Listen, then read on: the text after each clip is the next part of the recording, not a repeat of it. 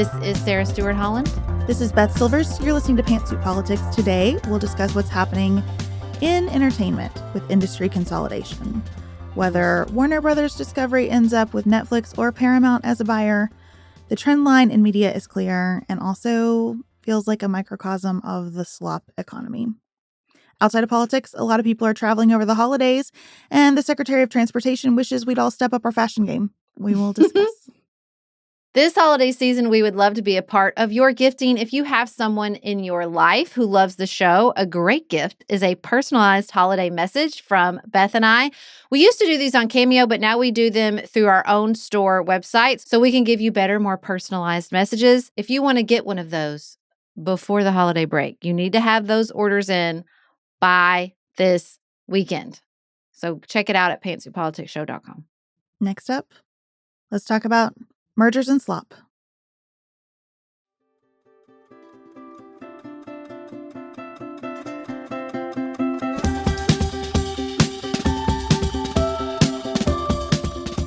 On Friday, Netflix and Warner Brothers Discovery announced an $82.7 billion deal in which Netflix would purchase much of the company.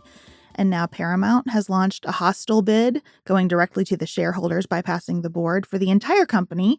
That bid is worth $108.4 billion. And Sarah, I just think everything's starting to sound like monopoly money. I don't know how to process these numbers anymore. There's like 5 whole people who own everything. I hate this. Yeah. I hate this so much. I don't even know where to begin with how much I hate it and what I hate about it. But let's start with Netflix. I hate Netflix. I like how this is like a Festivus airing of the grievances. That's what we got going on today. Yeah. So I hate Netflix because Netflix is not an entertainment company. Netflix is a data company, just like everything else. It wants to know the most about you so that it can make the most money off of you.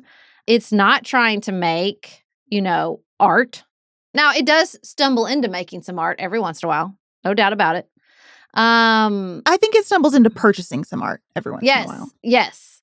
I think that's probably even better description. It's just so disappointing because Warner Brothers has actually stumbled into making popular, mass-consumed, artistic movies. Like the thing we all want. Not just another reboot of the Marvel Universe, not another Disney, we made it a cartoon and then we made it a live thing and then we're going to make it a cartoon again. Like I can't do any more of that at all. And so, it made Sinners. I think it made that movie Weapons, which I haven't watched yet, but Sinners is great. Have you seen it? No. It's very scary. It's about vampires. But yeah, I don't do scary movies, but I hear my husband and daughter think that Weapons is incredible. They thought it was Weapons really, is really good. good. Supposed to be good. Sinners is great. And involves double Michael B. Jordan. What could possibly be wrong with that? And he plays twins. That's what I'm referencing with the double Michael B. Jordan. And, so it's like we were starting to get somewhere. Like that movie made money. It had cultural impact. It's nominated for a Golden Globe. Like we were going to go a place. And now what? Netflix or Paramount is going to acquire Warner Brothers. And we're going to be back to everything has to be seen through the lens of what's the absolute, most money we can extract out of this intellectual property. I love your optimism that we were going a place, and I hope that that's true, and I hope that we can keep going places. I just look at this whole scene and think, wow, there's no one for me to root for here. Mm-hmm. There's nothing right now in the media space that gives me a whole lot of optimism for where things are going other than what independent journalists, filmmakers, artists are doing. And it is getting harder and harder to find independent creators. And I just kind of sit back and look at all of this and think this amount of money is absurd. The objectives are absurd here. I don't know what anyone cares about anymore. And I don't really know what to do about it because, you hear the Paramount merger may be more likely to go through because Jared Kushner's investment company is part of that deal. And because they would buy the whole thing, which would include CNN. And now we have Saudi partners involved who would end up being owners of CNN. And you just think man, what are we doing? What are we doing here? Okay. yes, to the independent creators. I mean, a lot of the movies that are being praised on these like end of year lists were made by independent studios. I think a majority of, or at least a healthy amount of the movies nominated for Golden Globes are made by independent creators, but they're impossible to find and impossible to see. So, so many of the movies in the list right now are movies I have never even heard of. And I love movies. I follow movies. But even I have a small independent theater in Paducah that very rarely shows these independent films. And if they do, they're there for one weekend. You have one chance. Like I wanted to see the Jennifer Lawrence film that everybody's talking about. It was there for one weekend. I couldn't go during that time, so I didn't get to see it. They don't come to my Cinemark, my local, like actual conglomerate movie theater. Like it's just, it's even the movies showing up there, I haven't even heard of sometimes. I'm like, what the hell is this? Like Anaconda with Jack Black. What is that? Like, I don't even know. Like I just see these films and I'm like, what is this? You don't have a chance there's no like adult movies. They pushed that Eternity film, 6 Ways to Sunday, for several weekends. I don't want to see it. It's not getting good reviews, but that's there for 3 weekends in a row. And it just makes me so sad. I showed my boys Good Will Hunting over Thanksgiving break. And I just think back to that time in my life because like Griffin in particular really loves movies, really loves filmmaking. And I think back to that time in my life where like there were these films that everyone was talking about. They were not, some blockbuster action film. They were just quality filmmaking. They were at the theaters forever. You could not only could you see them, you could see them more than once, which is a thing people used to do. I definitely saw Good Will Hunting more than once. Yeah, it's just such a bummer. Like I don't want this. I don't want Netflix slop that you can put it on the background and not really pay attention to, where the people say things like, I went to the grocery store and this is who I encountered and this is what we said, so you could pick up what's happening while you fold your laundry. I don't want it. I don't want it. We have such a circular problem here, too. I understand why people are going to the theater less. It's really expensive to go to the theater. Yeah. I understand why when you decide to shell out that money at the theater, you want something that you pretty well do know what it is. You're not really taking a flyer, right? Because if you paid for a babysitter and movie tickets and concessions, you want something that is going to be like in your wheelhouse. And that just perpetuates this situation. And when you always have Netflix as the competitor to that experience, I don't know how consumer movement can make this better. I mean, I would like to advocate for not being in your wheelhouse all the time. You should see Sinners. I know you don't like scary movies. You should see it. You'll be okay. You'll make it. You know what I mean? Like, I would like to advocate for people to like go outside your comfort zone. Do you know why we're in a slop entertainment economy? Is because nobody wants to see anything challenging or that they might not love or that they have to think about or not like the ending of. Like, Good Will Hunting was a challenging film at the time. Like, there's some things in there. Even now you watch it back and you're like, ooh, I don't know. But like, I just like, it can't all be comfortable. Like entertainment, I think we've just leaned so hard on entertainment. We forgot about the art. Art should be challenging and films can be art. TV shows can be art. Like they should ask questions. They should present interesting visions of the world. I mean, that's what Sinners does. Like it's a very interesting film. And it's not just one more vampire flick. It has some interesting takes, just like, Buffy did. Buffy was a vampire movie and then a TV show, but it was asking interesting questions. It wasn't just, one more scary movie. Like I'm bummed. I'm just bummed out. I think we've all gotten to a spot where we think we want something we know or is in our wheelhouse. And then we go and we're like, oh, I actually didn't want to watch one more Marvel movie. Actually, JK, this sucked and I don't want this anymore.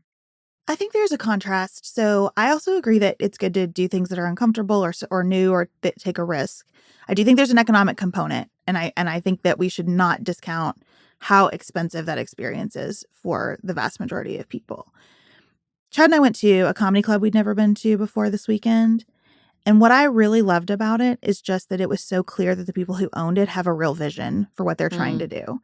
The tickets were not super expensive. The concessions were not super expensive. It was very low-key concessions. Like we had some Ruffles potato chips and French onion dip. That was marvelous. It was really good French onion dip. But what they kept pushing is like, come back. We have these free nights where we just let new comedians workshop their stuff. You know, we have nights where we're letting new comedians film a 15-minute YouTube special because we want to help them. There was just a sense of like, be in this with us because we want to be in it with these artists who are just getting started. And it might not be great, but you can still come and have a good time and be a part of something special. And so I loved it. I will be one of their most loyal customers, I'm positive, from now on. Where can you have that kind of connection to art when it is all owned at this scale, and when every transaction is an amount of money that you can't even get your mind around? And when you look at the ownership list and think, wow, the people running this do get you in kind of a conspiratorial place about what the agendas are, about what's being pumped out through mass media. I just think it's all so extractive. Like, this is not about producing. This is about extracting as much attention and as much data and as much money as humanly possible. You know, like you can say a lot about the former studios and they were not perfect, but often there was a vision, especially, you know, after sort of the golden age where the extractive came at the cost of the stars. I mean, that was a very extractive model with regards to the actors and actresses that participated in the studio system, particularly in the 40s and 50s. But it just feels like in every way, in all parts of our economy, it's just, well, we need to make the top 5% inhumanly wealthy. Yeah. And the only way to do that is to just continue to squeeze and squeeze and squeeze. I was just reading a New York Times piece where this guy was like trying to figure out where his 401k money was actually invested in. And it was like a government retirement fund. And it was like, oh, well, in Hong Kong and China and all these places that we say we don't want to be invested, but they're index funds. You know, index funds will melt your mind if you think about them long enough because, so, you know, it's not a huge proportion of the American public that owns stock, but if you have retirement savings, it's invested in the stock market that is, you know, more and more owned by either private equity or, you know, on the backs of the AI companies that are pouring money. And it feels like a mirage. Like it all just feels like the way the debt is structured and the way the companies themselves valuate themselves. And it's all, and actually the valuation is based on, you know, ghost companies that they set up to offload some of the actual money they're spending and to cook the books. And there's less and less regulation and everybody just keeps consolidating and consolidating and consolidating. And meanwhile, everything just gets worse.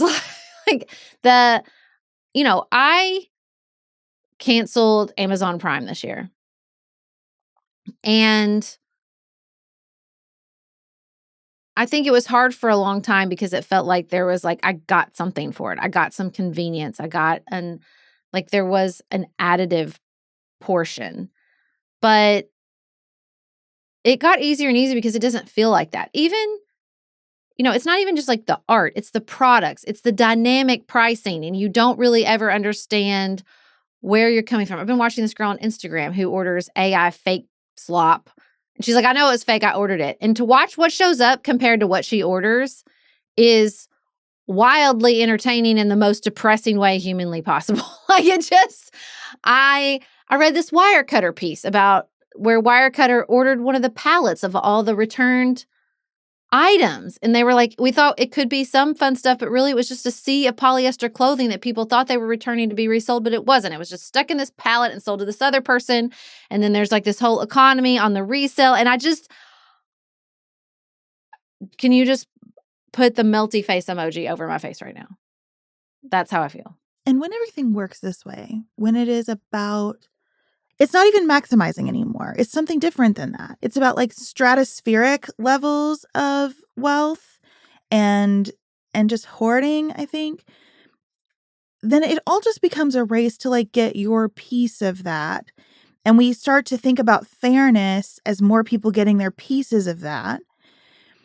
I'm thinking about college basketball and money right now because if you are a Kentucky Wildcats fan, it was a very tough Friday night for us. I heard. We took a horrific loss to Gonzaga, and they're a great team. You know, no shade on Gonzaga, but the fan base in Kentucky is really, really upset right now, in large part because they feel like the players don't care.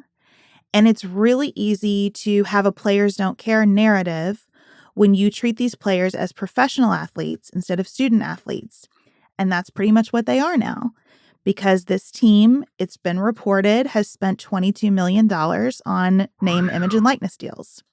Now, I don't know if that number is accurate. I don't think anybody really does. Which is also part of the problem. That's part of the problem. But when you think like this is an 8-figure basketball team, and they will cash those checks whether they win or lose.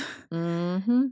It's really easy for commentators to talk as they do about the basketball as a product. I heard that so many times. This product is unacceptable.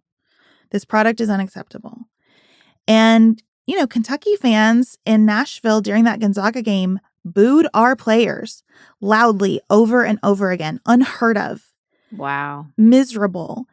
But the sentiment was like, why don't you care about this? Why aren't you even putting any effort out? You can lose, but still have like put some heart into it and tried. But what? They're supposed to get paid in this range where they are professional athletes now, and they're supposed to have a heart for Kentucky basketball. Do you know what I'm saying? I don't know. I just feel like money is devaluing everything, conversely. Yeah. And the more money that's involved, the more devalued the thing gets. I feel like Netflix is the epitome of this. And that period where it's just, is it cake for days? You know, because we don't care about what we're trying to make. We're just trying to find the formula that prints money for us. And we'll keep running with it. Yeah, I mean, I'm reading Evan Osnos, The Have and Have Yachts. And he starts talking about mega yachts and how that's the most expensive thing you can buy, and how the people who work on these yachts with the mega wealthy are like, they're miserable because it's like a constant competition of like, once you've made the biggest, someone else can get the biggest one. And it's just this, it's no one's enjoying it. No one's like, it's just a constant competition to get bigger. And to get yours. And he had a chapter on private entertainment events and how, you know, it used to be that it was sort of like washed up performers who would do these private events. And now everyone does them except for Taylor Swift and Bruce Springsteen. And it's just this, and it was sort of like he profiles Flo Rida, and he talks about like it went from like rock and this sort of like counterculture, you don't sell out, to hip hop, where it's you absolutely get a piece and you get yours, and that's what matters. And that was sort of the predominant culture. And being rich was more important than being cool or being countercultural or being an artist. The ditty of it all, like the thing to be was to be influential and rich beyond all measure. And so they got to get theirs. They got to get paid. And also they're getting paid less because we've moved to algorithmic music through Spotify. So you're not selling CDs and records to get rich or concert tickets, although that's certainly how Taylor Swift has gotten rich and become a billionaire. But like it's about this like totally other form of business that, again, it's just, and it's another conglomeration. It's another huge corporation that has taken up all the pieces of the puzzle and controls so much. You sent me a reel about that I shared on Instagram, all about all the different corporations that got acquired by private equity. They extracted all the value humanly possible from them, and now they're bankrupt. Claire's, Party City, like all kinds of places. Like, I don't want to get to a point where like the only way you can buy anything is online. Like, it's depressing. It's awful. You can only watch movies online. You can only watch TV online. You can only shop online. You can only eat through ordering your food online. Like, and everything is dynamic pricing and algorithmic influence and, you know, sponsored recommendations. Get me out of here. I want out of here. And I don't know how to get out of here, because when you have a government with regulatory bodies that also seem for sale.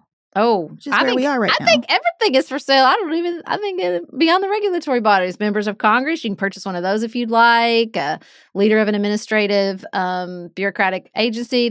You can hand them a big old pile of literal bag of money and it'll be fine.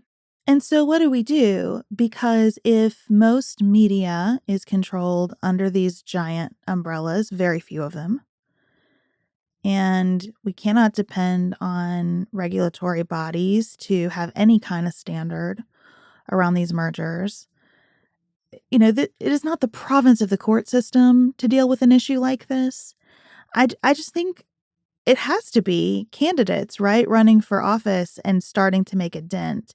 And it's not that I want the government to be a heavy-handed regulator. I understand the problem with government picking winners and losers. We are witnessing it right now in the starkest terms possible, right? Our government picks winners and losers every single day on an international level, and it's bad. So that's not what I'm looking for.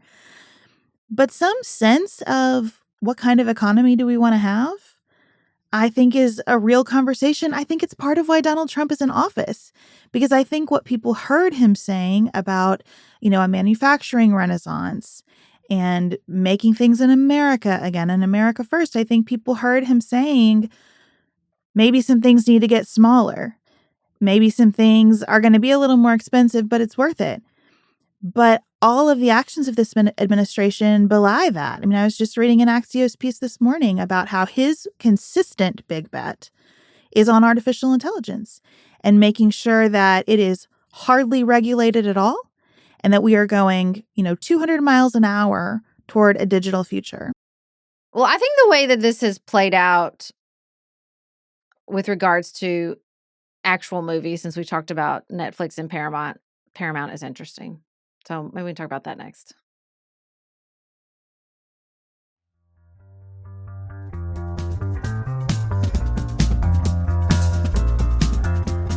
Because here's the thing that's so depressing to me, is we all say we want different, but these movies are making butt tons of money. So the, you know, Zootopia 2 brought in $500 million over the weekend. I like the way you said Zootopia with such disdain. I even like the first Zootopia. That's not even the point. Wicked for Good, which has been routinely panned. Every critic said this movie is terrible. It's too long. It's too bloated. It's too self-important. Don't see it. Massive weekend. I'm like, what is happening? The two-parters really frustrate me because it's like, I bought the ticket, grab. I've got to go on the ride, right? If I went to the first one, then I've got to go to the second one. Well, first of all, you don't, because I didn't. So let me release you from that expectation, everybody. I haven't gone yet either. I will. Ellen wants to see it. Ellen is down on it because she saw it on Broadway, and she's like, the second act doesn't need to be a whole movie. Correct. I'm like, that's correct, Ellen. Correct. This is not a 5-hour and 45-minute piece of storytelling. Yeah. So, but that's what's hard. I mean, in some ways, I look at the top grossing movies of the year, and it's like a time warp. It's so wild. It's like Karate Kid and, you know, old Disney movies and Superman. Like, you can't, it's wild. And then also the number one grossing movie globally is a Chinese film. So for a long time, I felt like they were making movies that translated loosely to the Chinese audience because they wanted to get as much money as humanly possible. But that audience, that movie making industry, not only just being down in the West, but also building out its own movie making / propaganda industry, like they're doing their own thing over there. So they're not as an extractive audience. So I thought that would like sort of put some negative feedback, but apparently not. Apparently not. I understand that nostalgia has a place. I understand why toys marketed to my children are similar to the toys of my youth, because as a parent, it's going to make me excited and I'm the one with the money. I get it. And I don't mind some of these movies. I go see a lot of them. What I am concerned about is a landscape where we don't make things because we want to make them, but because we think they're going to be popular. Mm-hmm. We get some newsletters for like digital creators that tell you what topics are performing on social media. And I always read those and think, what a strange world this is, where what I would want to do is see what everybody else is making that's doing well and then just replicate that myself. I'm not a creator anymore if I'm doing that, am I? Right. I guess if you put your own spin on it, I understand that a lot of it is like that you just bring yourself to it and that's something new. And I don't mean to devalue anyone's work, but it is weird. It just feels wrong in my mind every time. And every time I think about TV when I see something like that, because when we started looking at television options, we were told, like, hey, when Chip and Joanna Gaines did well, everybody started looking for, a goofy redheaded dude and his wife who has long hair and great skin, and how can they go renovate some houses in a small, quaint town? And I thought, man, like, oh, this just churn is really it's just hard to see your way through. It just muddies everything. Well, the thing that is encouraging to me is that the conversation seems to be sharpening about what we all don't like about this, even if it's not showing up in the movie returns. But again, of course, people are going to Zootopia and Wicked for good because that's on 6 out of 10 theaters. Right. And any of the independent films are not being advertised and people don't know about them and they're not showing. So, it's not like everybody's choosing, like there's a 6-month run of something like Good Will Hunting or E.T. or these movies that we grew up in that stayed forever at the theaters for people to choose otherwise. So there is that. That's the first thing. And I do feel like there's like a real clarification. Ezra Klein wrote a great column about the attention economy and going after companies that are algorithmic based, which Netflix absolutely is, and the fact that they are exploitive and they're extractive of our worst instincts. Comparing them sort of like to a public health campaign around cigarettes. Like they play to people's, sort of base human instincts and the addictive tendencies. And they're not showing you, I love that he talked about like, they're not showing you what you want to see. They could very easily ask you, what do I want to see? But they give us no control at all over what shows up in our Netflix feed, our Instagram feed, or in otherwise, right? And there's a reason for that. And so I think that's that idea of like, okay, this black box algorithm is sucking the soul out of us, out of our entertainment, out of our art is like very encouraging. Totally agree. I was thinking as you were talking about the 6 of 10 theaters thing, that in our local theater, the small movies that tend to be there and have some screen time are Christian movies. Oh, yeah. Yep. Same here.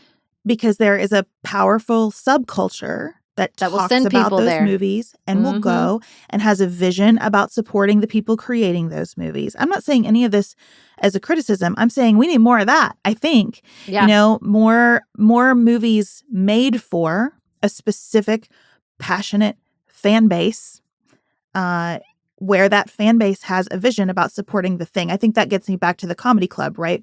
Where can you feel a part of something? And where are theater owners willing to find those subcultures and cater to them? And I think that if more people kind of heard about how the algorithms work, I wish everybody, and the irony that this is on Netflix is not lost on me, but I wish everybody would watch The Social Dilemma because it has the best representation that I've seen of an algorithm, just like a way to wrap your mind around how this is working. I've shown it to both of my girls when they started asking for Instagram, and they both watched it and said, okay, I'm good.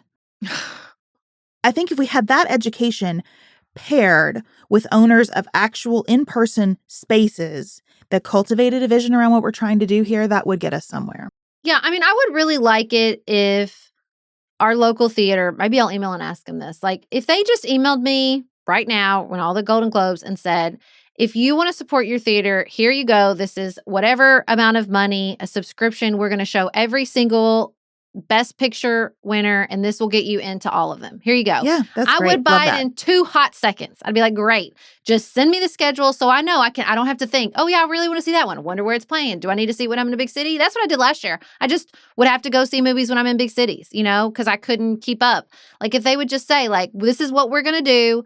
This is how you subscribe. We'll tell you why these films are a big deal, blah, blah, blah. And hey, we need this many people to buy it if we're going to do it.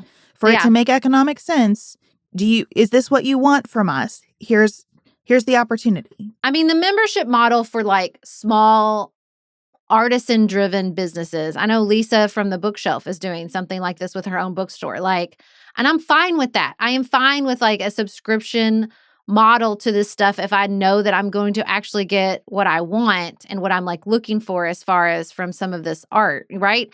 I mean, the other part of this that is encouraging to me is that there is another conversation that's like getting louder and louder, particularly around W. David Marks wrote a book called Blank Space, A Cultural History of the 21st Century that everybody's been like kind of talking and writing about in certain online spaces about how like all these reboots and rehashes and formulaic, algorithmic driven art, I'm going to say entertainment actually. Entertainment is like people hate it. It's like we haven't had big cultural breakthroughs or big cultural moments in the 21st century because it's muted. Like it's all profit driven.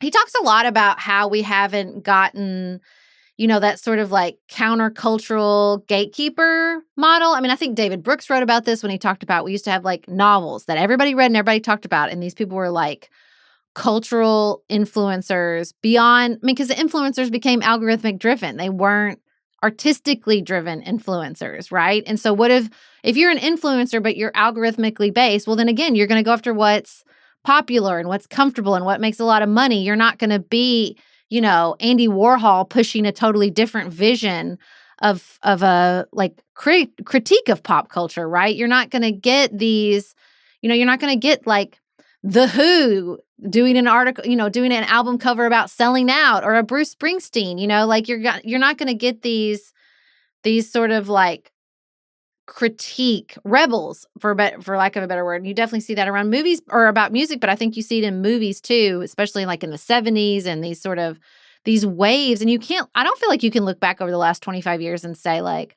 oh, this was the wave of like real cultural critique, and then that these people pointed out the like shallowness or the soullessness, and we went in a different direction. Like I don't feel like you can look over that. You can see viral trends, but you don't see any real creation or innovation. I think it's out there. It's just difficult to find. Yeah. I think there's some really, really great work out there, some really good ideas, some incredible creativity. It's just very, very difficult to find because everybody is incentivized to ride the trend. You walk into the remaining bookstore in your community, if you live in a place like mine where there is basically a remaining bookstore, and it's going to feature the Reese Witherspoon selections. Well, I don't need that featured. I've seen that.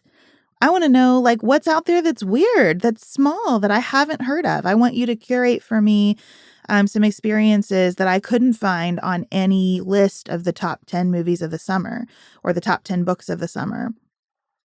I think that's why, again, there are some independent creators who do really important work in this space by putting those things out there, but you got to find them too. It's wonderful that so many people can create now. And maybe some of what we're living is just the frustration of finding what's being made. At the same time, to have that challenge on its own alongside a system that literally rewards you for using the same audio as everybody else. Yes. That's really tough. And I like your transparency idea. I mean, maybe we just need labeling for some of this stuff too. What is the tech version of a food label? Tell me the ingredients here. What's the goal? What's the average time someone spends on your product? Famously, the Netflix CEO said at one point, we're competing with sleep. That stuff being out there and really visible and well understood, I think could help a lot of this. Yeah. I mean, I think it is chaotic. I mean, there's so much to take in, but then you're seeing the same things over and over and over again. And there's really no reward under an algorithmic model for being weird. Yeah. For challenging people, for saying something that makes people uncomfortable, right? And I think that's where you're really running up against it. It's not that I think there aren't artists out there. Of course I think there are. But they are hard to find, and the reward system is not there that rewards that sort of creativity. I mean, why am I searching for the word creativity when that should be the most obvious word when we're talking about art? I think that is, it just makes me sad because I think, art can do, I'm like tearing up. Art can do so much. It can really help people. It can further conversations. It can open up possibilities that we couldn't imagine for ourselves. And I think that when it just feels like everything is derivative, not that art doesn't have a massive component of derivative always and forever. Of course it does, but I don't know. There is this grief I think I feel around, especially my kids. And I think about how I interacted with art and how I was able to sort of search out and follow my own interest, and how hard it is for them to learn about TV and movies and what makes a good film, and how often so much of what they're watching and taking in is old stuff. I don't want them. I love Good Will Hunting. I'm happy to show it to them, but I want them to have their own Good Will Hunting, Yeah, I mean, the benefit of all these companies and streaming is that they can go back and connect with some of what we connected with. And honestly, I view that as a real positive because those shows are paced differently. Those movies are paced really differently. They have a lot more dialogue than what's being produced today. They're filmed differently, right? Graphically, like the way your literal eyes engage with it is different. And I think that's great. Like, I'm glad that that's out there and they're able to get attached to it. I don't want to be down on everything in this conversation. I think what I take away, like, that has some momentum behind it is, one, people don't like this. I loved in that Axios column this morning reading that if AI were a political candidate, it would be way, way underwater. People do not like it. It would not get elected. Okay, well, we ought to be able to do something with that, right? We ought to be able to channel that into some kind of movement. And then the next thing is that this transparency idea. I think you're right that we really need to find some ways to force. I think you and Ezra Klein have it. We need to find some ways to force these businesses that are algorithmically driven to tell us that, and to tell us how that algorithm is designed and what the objectives are in as plain language as possible, right? Not in nonsense words that you have to have a terminal degree to understand, but in ways that we can really follow to say, hey, this is what this is going to do to your brain and your attention span. This is what the company is going for. Are you in? And some people will be in, and that's okay. I just want the market to be big enough to have some things that aren't just, the broadest mass appeal as possible. Well, I mean, the most interesting policy implication of this discussion around algorithmic media, again, which I consider Netflix to absolutely be a part of, is to exempt them from Section 230, which is this law we talk about all the time when it comes to the internet and social media. And the idea originally was like, yeah, you can't be held liable for everything somebody says on a comment thread. We get it. There's like a level of common sense. But we're not talking about a comment thread. We're talking about something you control. You control the algorithm. You control what people see. You control what gets platformed. And so why should you have no liability for those choices? I think that's an excellent policy debate to have. I think that algorithmic media, I don't even want to use social media. It's like, what, 7% of Instagram comment is actually based on your friends. I mean, this is algorithmic media, and they should be held responsible for the ways they control that algorithm, including, but not limited to, a Marvel universe that is too big that nobody wants to participate anymore. So I think that there are policy implications. I think that there are business model implications. I agree that the nostalgia is key, and everybody thought it was adorable when Felix was totally into Elvis. But now that I know that it was basically driven by wanting to keep the most value in his music for the people that own the intellectual property, am I a little grossed out by all of it? I am. Maybe it would have been better for Felix to find, I don't know, a new artist who's still alive, who are not trying to make sure the catalog that the private equity people purchased for $200 billion keeps its value. I think there are absolutely consumer choices to be made here. I think there are business model reevaluations, industry reckonings that absolutely are going to continue to happen in Hollywood and LA, and policy implications for all of this.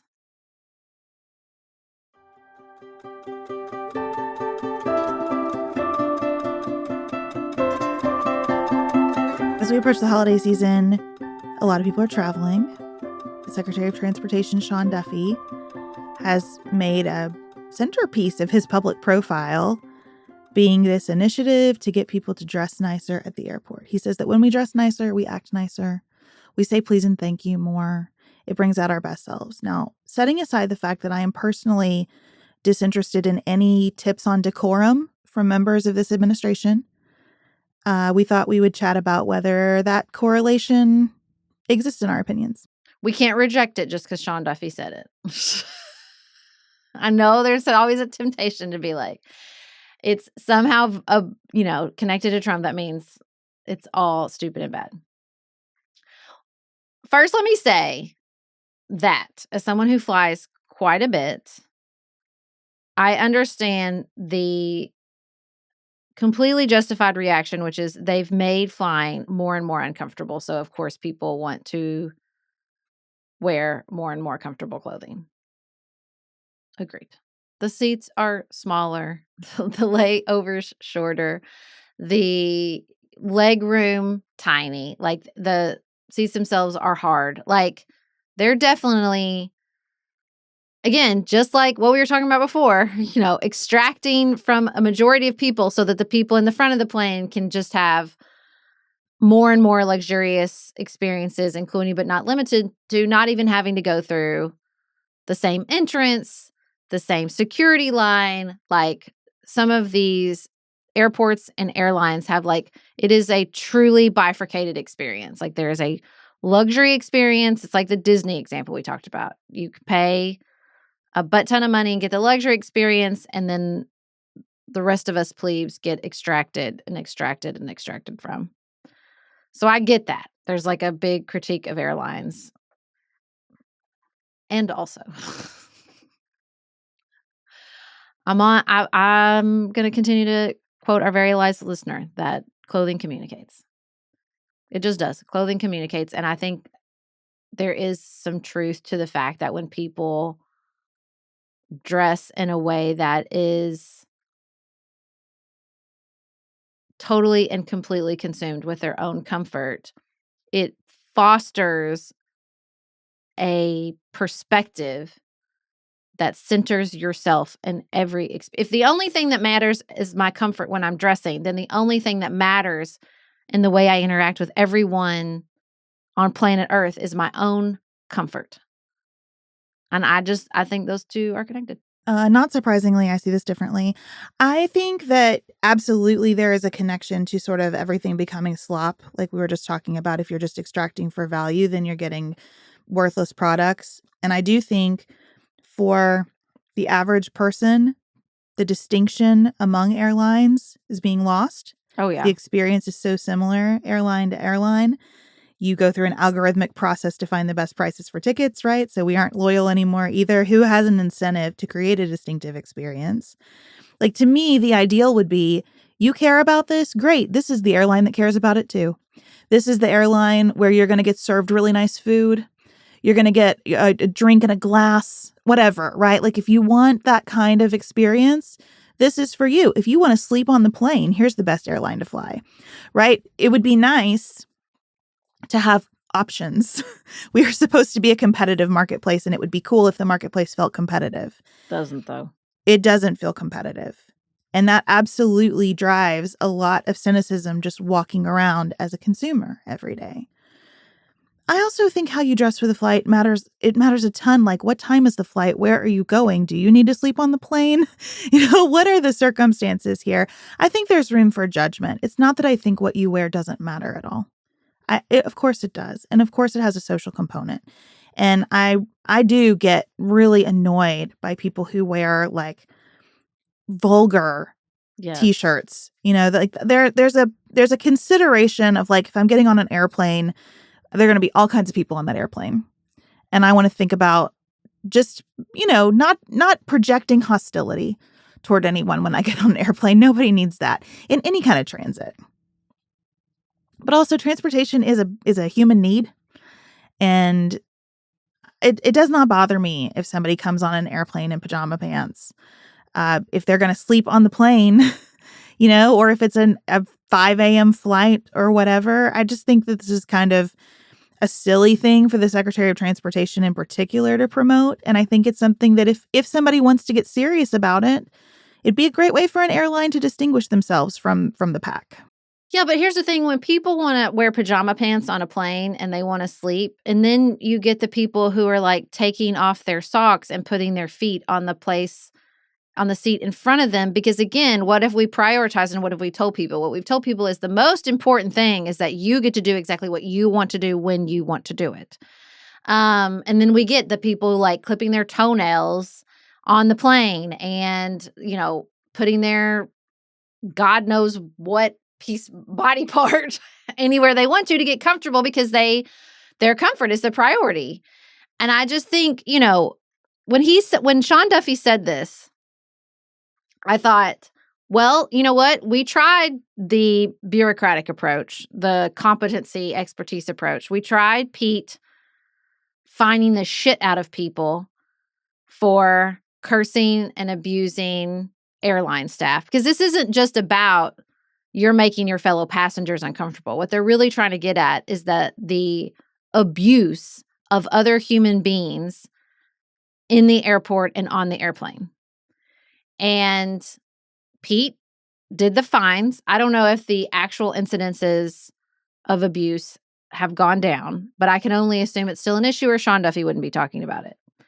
And I thought, I really wish Pete had put these two pieces together because I don't love it coming from Sean Duffy, but I do think there is a hunger when addressing something that affects all of us in a common space. And airports are like, and airplanes are like one of the last common spaces, like they are a place where that's why I love the airport so much. I love to see that broad swath of humanity. And I think there is absolutely a connection to the entertainment conversation, a connection to our education conversations, a connection to our just broad cultural conversations right now.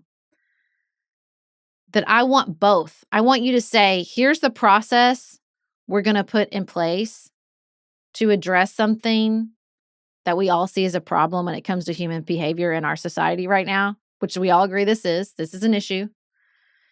Bipartisan issue, the way people are acting, right? And mistreating, and really goes beyond airplanes. It's like retail staff and restaurant staff, okay?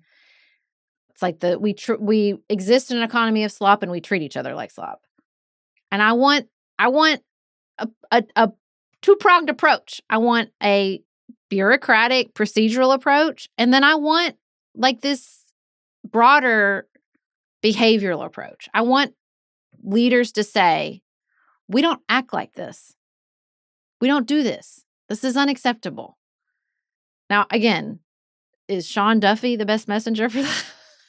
Absolutely not. The cruelty and just shameless behavior of this administration is part of the problem and has been part of the problem for the last 10 years. But I do think there was just, when he said this, I thought, this is a thing I'm hungry for. I'm hungry for leaders to say, we're not just going to put in a procedural policy fix.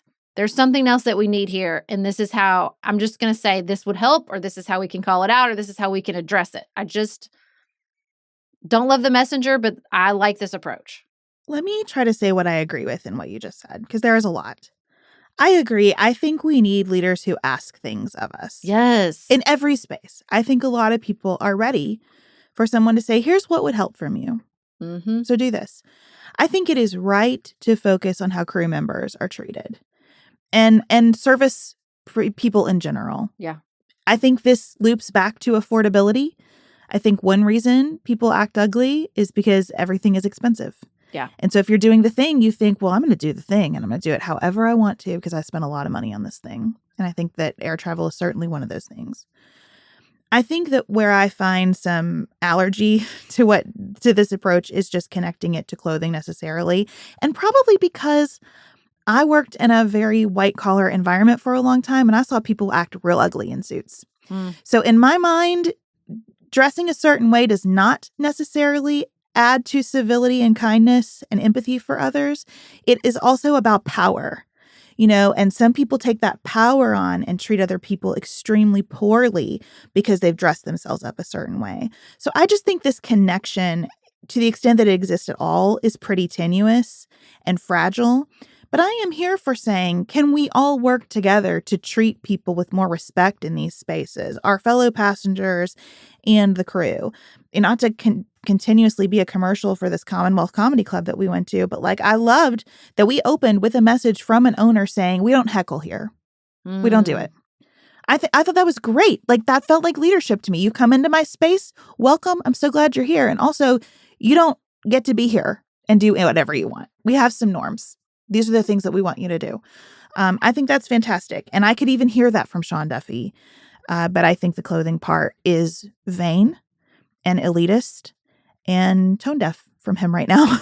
That's what I think about it. I mean, I just think norms, when you talk about individual behavior, appearance is just low-hanging fruit. It's why they tell people, if you can do nothing else, get out of bed and take a shower and brush your hair. It'll help. I tell my kids all this time, I know you're tired. Start doing this. It will help. I do think it matters. I think it matters. And I think I don't think just your appearance or your clothing is vain. And I think it is one of the ways that we make choices every single day that really matter. I mean, one of my New Year's resolutions this year was to not buy any fast fashion. And it has been enormously impactful. It's one of the first New Year's resolutions that I've hardcore stuck to all year long in a long time. And it's really impacted me and helped me think about it. It's helped me look at the fast fashion I've bought in the past and when I wear it now and think about it differently. I just think the way we present ourselves to the world involves it's one of the most impactful consumer choices when you really start to make different choices about how you spend your money and what you put on your body. It's so cellular, right? How you do your hair or what you do to your face or your jewelry or your tattoos or your clothes or your shoes. It's to me, it's the nexus of individualism and community conversation in so many ways that still really has impact. That I think that's why I'm we can start here. I'm not saying it's going to fix everything, but I think it is a good place to start exercising that muscle again. And remember that we are not islands, and that if we put a crude, offensive phrase on our t-shirt and then it's around children, that matters. And if we can say, well, the way I dress myself is not going to involve giving more money to these slop conglomerates that own everything, that matters. And if we say, I can put on a piece of clothing that makes me feel just a little bit better about being in the world, and maybe I'll treat the next person I encounter a little bit better. And I'll see that, I worked a little bit harder to get dressed, and I'll notice that the flight attendants always look really nice. And maybe I'll make that connection. And this is very optimistic. I'm just saying, I do think This is like a place where we make so many decisions still. You know what it is? You know why it is? Because it's not online. Because it's in the world. It's how we are existing in our lived existence. And so I'm like, well, hell, let's just start there. I think that where I struggle anytime we talk about this, the fast fashion, any of it, is that it's not that I disagree with you. It's that I don't feel it with the intensity that you feel it. And I want to make room for all of the experiences people are having. Sometimes you get on an early flight. Chad was supposed to fly out at 6 a.m. this morning, right? If I'm getting on that flight with a newborn to go visit my family, just getting there is a lot. This is how I feel about church too. For some people, just getting there is a lot. I don't care what they wear. I'm so glad they're there. You know what I mean? And some of those people will be kinder and more respectful to a flight attendant than anybody wearing a jacket in first class. And so I think that when a message comes at this scale, when the Secretary of Transportation for the whole ass United States is saying, I don't think you should wear pajama pants on a plane ever. And I think, put on a polo shirt and a jacket. As I saw him say in an Instagram reel that I watched before we started recording, it just feels to me like he's unaware of the scale that he's communicating on. And it's better, instead of saying, we want everybody to think about their clothing choices this way, we could start with the main thing. We want everybody to be cognizant that you are not alone on an airplane. And that, as they say every time, the crew members are first there for your safety, and your comfort cannot intrude on other people's comfort.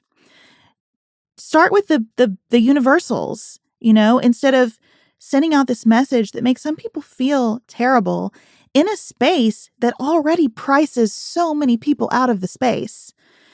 And I just really worry, especially with like the dim view of the economy people are justifiably feeling right now, that the more we talk about things in an everybody way that require like a big layout of cash, that we're gonna lose that common community spirit that we're going for. You know what I mean?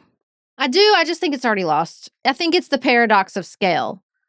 I think in an effort to speak to exactly what you're saying, we have lost the community spirit. You can't speak to a community without universalizing. And the paradox of universalizing is, of course, you will leave out some people's experiences in a country of 330 million people. And I think that's what we're struggling with right now, is we're so big and we have so many resources and everything's so complex. I mean, back to the article I was talking about with Wirecutter in the first segment with the returns. The reporter goes and hunts down. I mean, because she gets the whole package. She knows these people's name, addresses. And it's like, somebody bought something because their body changed after a mastectomy and they really thought they were returning it and somebody else was going to purchase it. It's like, that when you get into the universal of them, it's not like everybody's like, fuck it, return it, I don't care. And it's not like everybody that's getting on a plane in pajama pants is like mistreating flight attendants, right?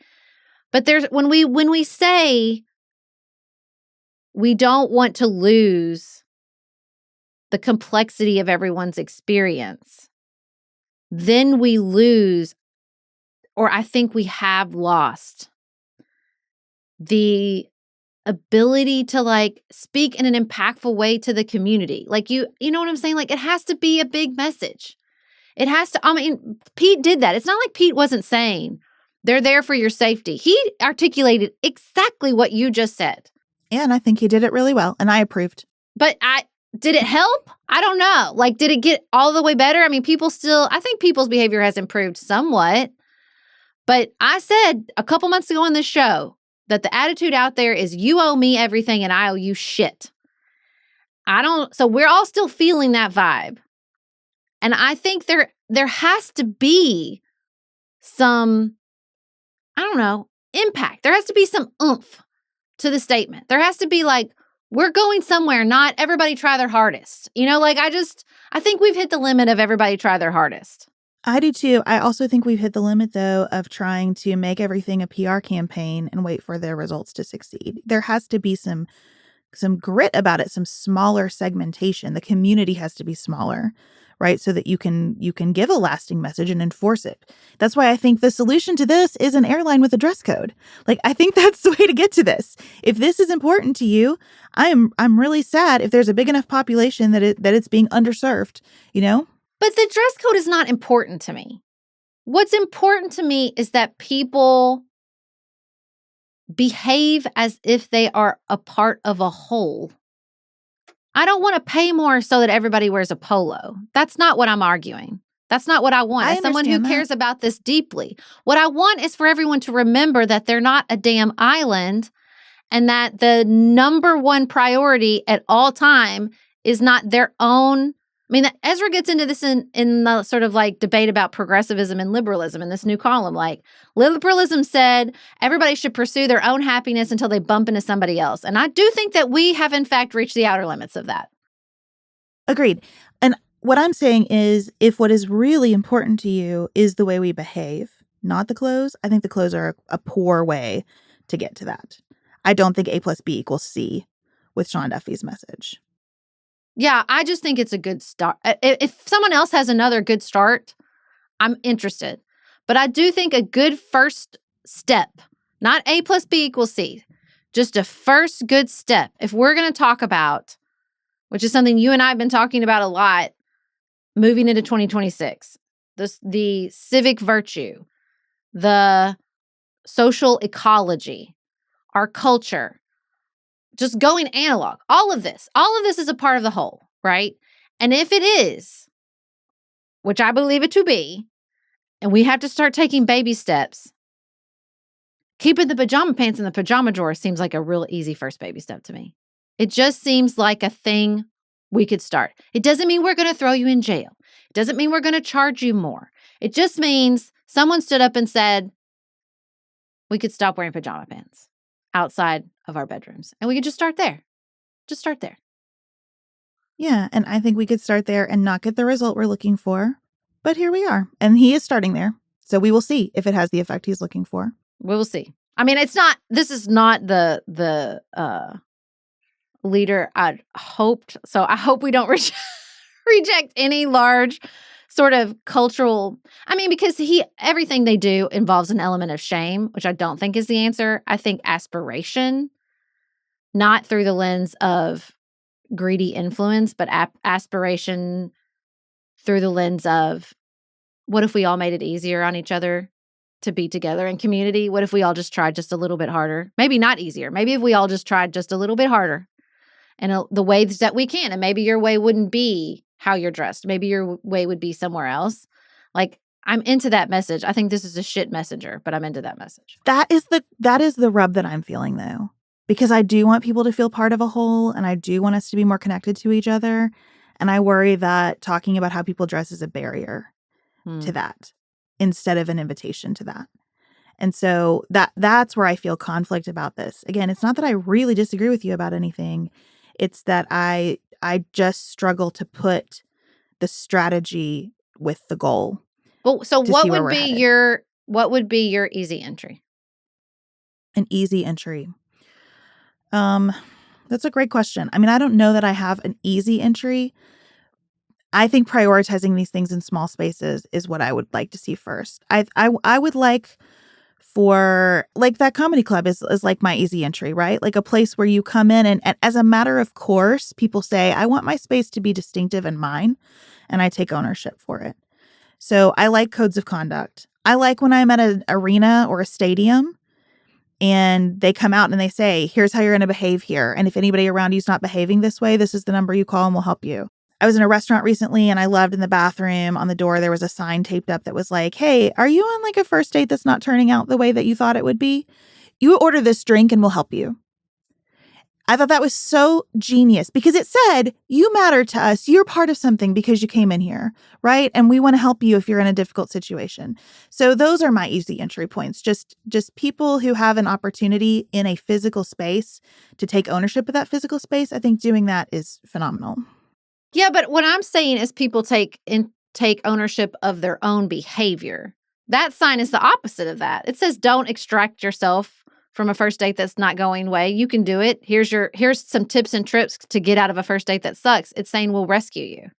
Do you see what I'm saying? Like it's because I am talking about being a part of the whole, but I'm really talking about showing up as a part of the whole who paradoxically understands that the only person they can control is themselves and asking you to do that. I think those two things are always feeding each other, because that sign might remind someone, oh, I don't have to stay. Not I need to be rescued, but I don't have to stay. Someone has reminded me of my own agency here. I feel like if those two things aren't moving in harmony, we get the dysregulation that we have everywhere right now, So to me, and it's like you said, this message from Sean Duffy is just a message. You're not going to get fined. You're not going to get kicked off the plane. But he is saying, this is what I think is important. I just disagree with him about its importance. But I think people articulating what's important to them in spaces that they have some modicum of control over is helpful. Yeah, Motivating individual behavior, to motivating us to take responsibility for ourselves and how we show up there. Yeah, I mean, because it is like a circular, I want you to participate in the whole by taking responsibility for yourself. I understand, like, it is hard. It's hard to be a person in the world and community with other people. And it's hard to decide, but I do think this is what maybe never quite gets articulated. It is hard to decide. It is hard to act. It is hard to be in a marriage, a parent, a friend, a business, anywhere, where you do have to sacrifice your wants for the needs of the group. And I just feel like maybe we all need some more practice as that, because I think we have gotten to a place, and I think some of this is the slop economy, the algorithm that tells people, and the technology companies that tell you can maximize. You don't ever have to make a sacrifice. You don't ever have to do something hard. We will create a product or a software or an algorithm that will let you, follow your bliss into this miserable existence of slop. It's not actually bliss. It's a trap. I think it's just tricky though, to have any message that's for all of us. Yeah. Like I personally, that's how we got the algorithm. Yeah. I personally have worked really hard to not constantly think about other people around me, and to realize that, like, I have an opinion here too, and my comfort does matter at all. And I don't need to be a doormat on an airplane if somebody next to me is like taking up 2.5 seats or whatever. So, we're never all going to be in the same place about anything. And that's why I think, especially depending on the scale at which you're speaking, thinking about like, what am I really going for here? What is the most precise message that has an ask that I can apply to as many people as possible is worth giving some consideration to. I'm not shocked that Sean Duffy didn't spend a whole lot of time workshopping this, but here we are. I mean, this is all a part of this whole entire conversation. Yeah. If we do not like the way the algorithm has given us the capacity to formulate to each individual's desires, if some of the answer, I think, is smaller communities, smaller messages, I'm happy with that. But we're about to celebrate our 250th anniversary next year.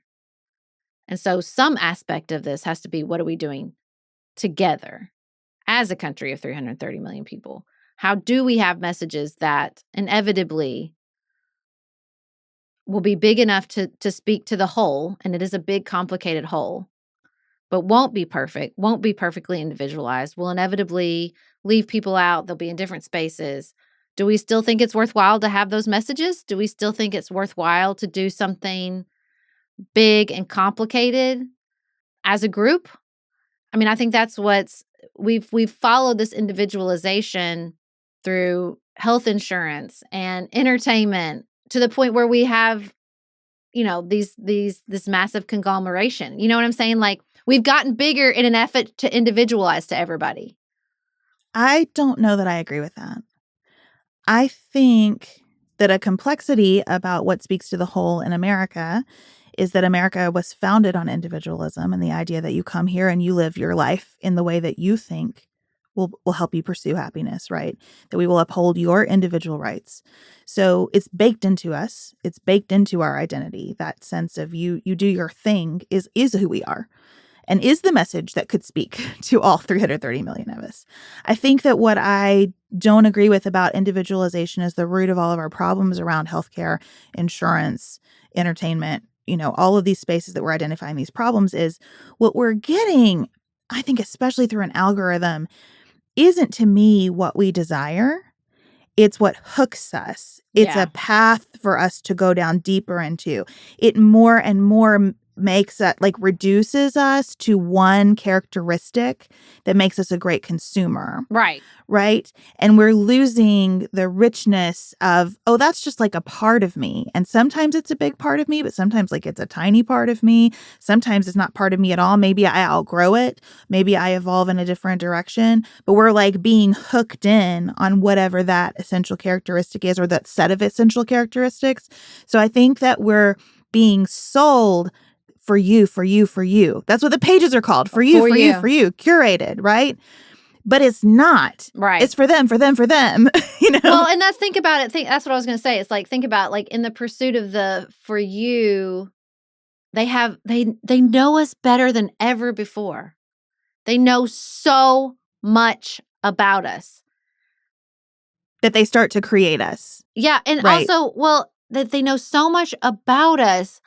But it's not like that has resulted in some proliferation of massive competition and niche markets. I mean, they have niche advertising, but I don't feel like I'm getting this incredible utopia of even products that are the precise fit for the need I have as Sarah Stewart Holland, right? They've shrunken us all down in a way to scale so that no one's happy. My For You page is so weird, you guys. It is weird. I guess I watched a couple medical trauma. So now it's always someone who's experienced some sort of facial harm. I don't know. And my husband's is weird. Everybody's is weird. Nobody's is highly individualized to speak to make their soul sing. It's repulsive. And that's that's everything. Everything has become, because they want to, again, extract at the scale so that we just become data. We're just a number. We're just a 0 or a 1 to plug into the XYZ algorithm. And so we've lost our humanity. There's no humanness in anything from Netflix to the airport to the movie theater. And that's before we ever get to actual artificial intelligence. And I think it's all out there. It's just being drowned in crap. Mm-hmm. I do think it's out there. I think people are doing some amazing things. It's just really hard to find them. Yeah. And so maybe one of our New Year's resolutions is just we help each other find them. When we find a gem, we become a walking billboard for that little gem. Yeah.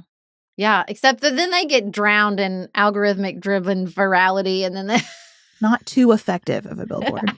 We have friends who moved here from Utah, and they always talk about how when they tell their friends about where they live, their friends back home, they're like, oh my God, maybe we should move to Northern Kentucky. And they're like, oh, you really shouldn't. You shouldn't. You shouldn't do that. Yeah, because there's a scale problem with everything. Well, I'm sure we'll continue to talk about all these issues. And I really appreciate, in a world where you have so many choices of what to listen to, that some of you still choose to listen to a podcast from independent creators that is not mass market appeal. So thank you so much for being with us and allowing us to irritate you sometimes and get on your nerves and push and challenge and get things wrong.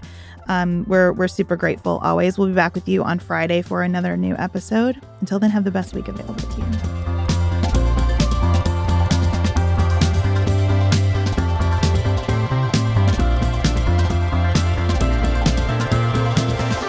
Pantsuit Politics is produced by Studio D Podcast Production. Elise Knapp is our managing director. Maggie Penton is our director of community engagement. Xander Singh is the composer of our theme music with inspiration from original work by Dante Lima. Our show is listener-supported. Special thanks to our executive producers.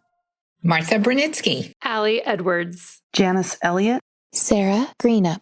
Julie Haller. Tiff and Jess Hassler. Emily Holiday. Katie Johnson. Emily Helen Olson. Barry Kaufman. Catherine Vollmer. Lori Ladow. Linda Daniel. Tracy Putoff. Sarah Ralph. Jeremy Sequoia. Katie Steigers. Karen True. Annika Uvaline. Nick and Elisa Vallely. Lee Shea McDonough. Morgan McHugh. Jen Ross. Sabrina Drago. Becca Dorval. Christina Quartararo. Shannon Frawley. Samantha Chalmers. Crystal Kemp. Megan Hart. The Adair family. Jenny Francis. Leanna Pilgrim Larson. The Monene family. Ashley Renee. Michelle Palacios. Catherine Jardine Caness. Jessica and Brandon Krause. Veronica Samuelidis. Suzanne Dickinson. Michelle Dean. Emily Ott. Dave and Beth Gaines. Hillary Wentworth.